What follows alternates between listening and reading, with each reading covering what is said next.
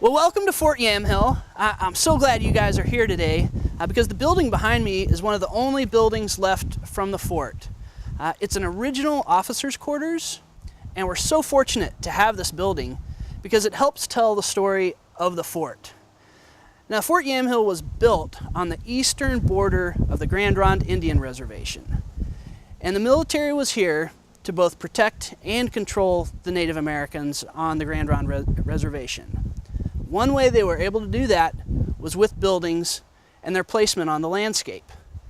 So this building is much more than just housing for the officers. It was really a symbol of the military's authority. The design of this building and placing it at the top of this hill sent a very clear message to anybody that saw Officers Row. And Oregon State Parks, by restoring this building and moving it back up to Officers Row, is helping to preserve an important chapter in American history.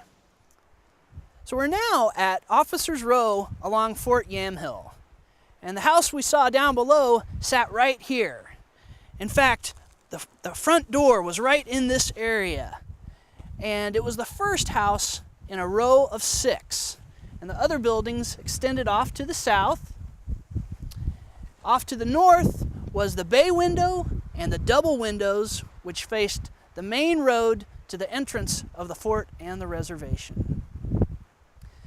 The buildings here along Officers Row would have been seen for miles and miles away.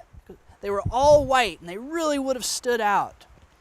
And from the top of this row, the officers had a commanding view of the Grand Ronde Valley.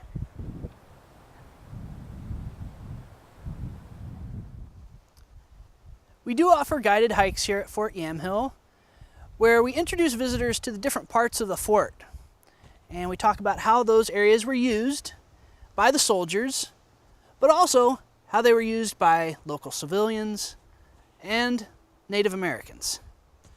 Most tours last about an hour and involve a half-mile walk.